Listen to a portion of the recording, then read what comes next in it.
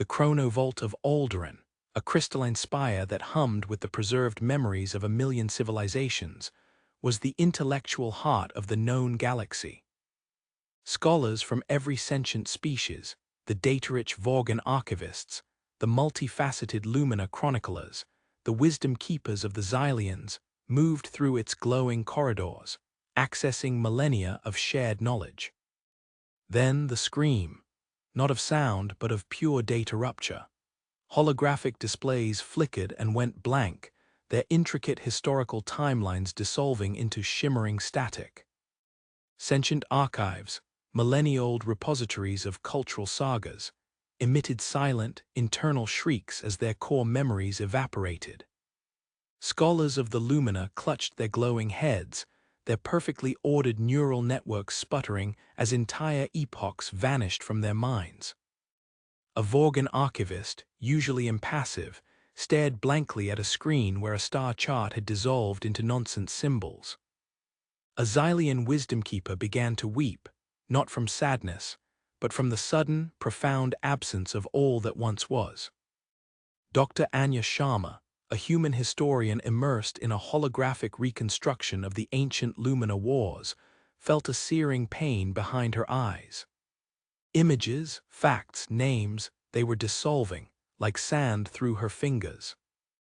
Her understanding of the conflict, her entire life's work, was unraveling into a meaningless jumble. She staggered, clutching her head, the grandeur of the chronovault collapsing around her as others screamed in silent, mental agony.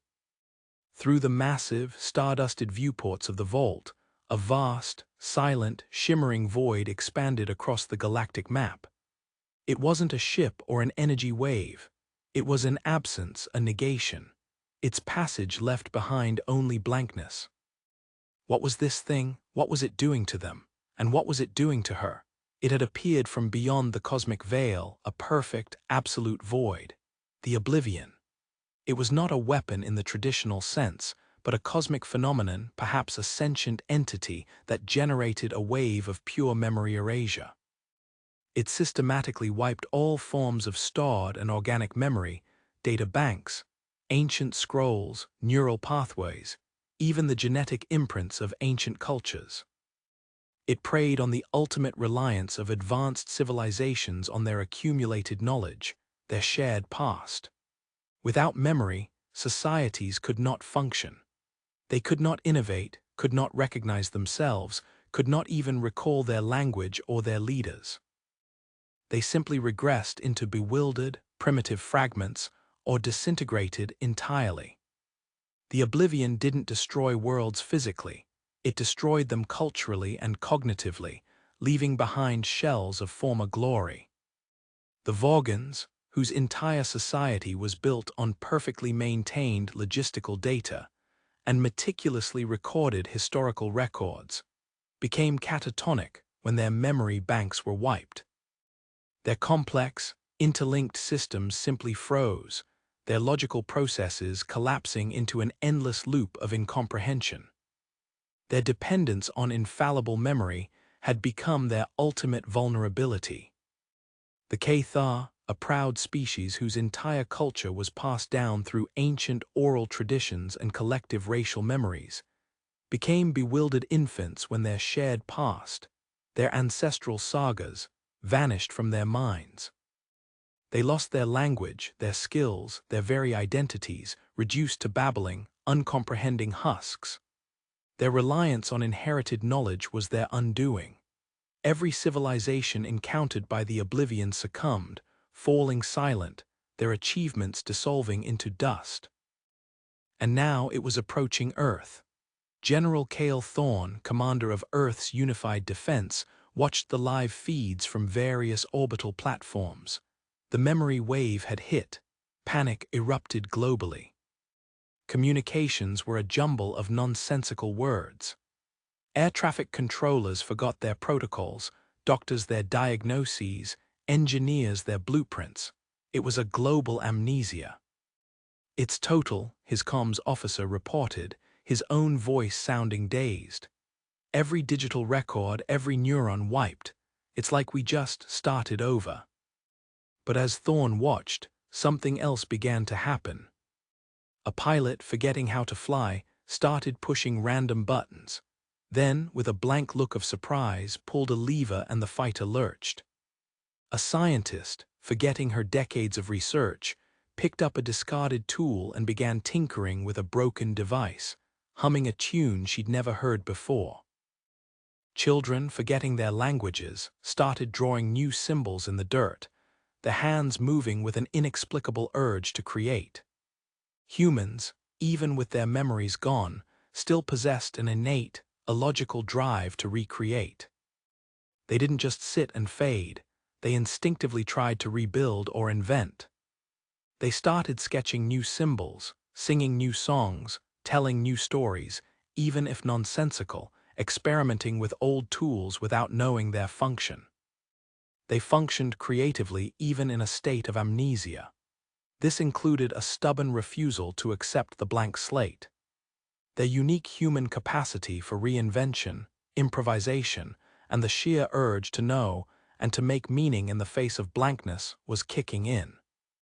Dr. Anya Sharma, herself affected, now stood beside Thorn, her eyes still clouded, but a new light of fierce determination flickering within them.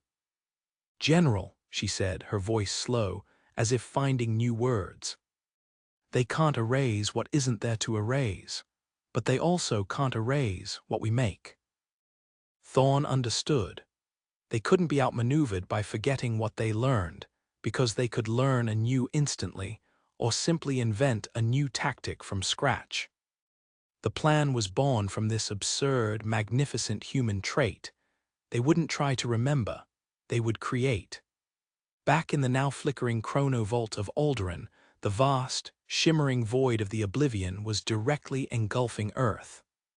The memory wipe was complete.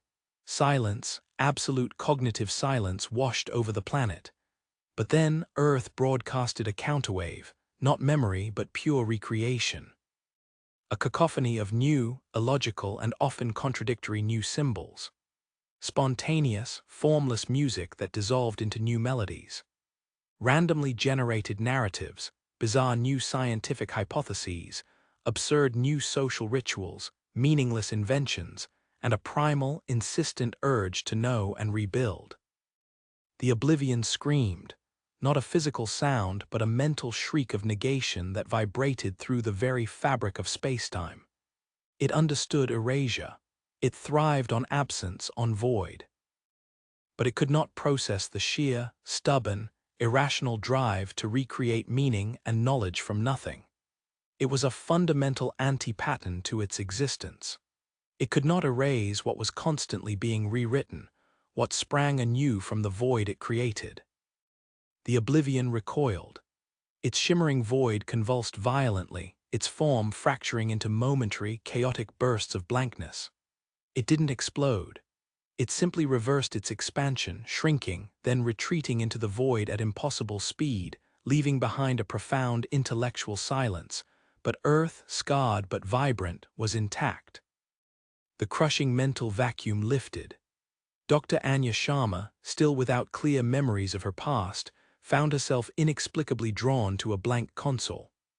Her hands, without conscious thought, began to sketch an unknown symbol, a complex pattern that seemed to hold deep, personal significance, though she knew not why.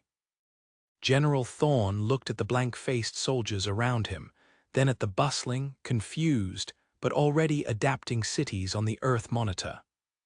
They were rebuilding, not from lost memories, but from a blank slate.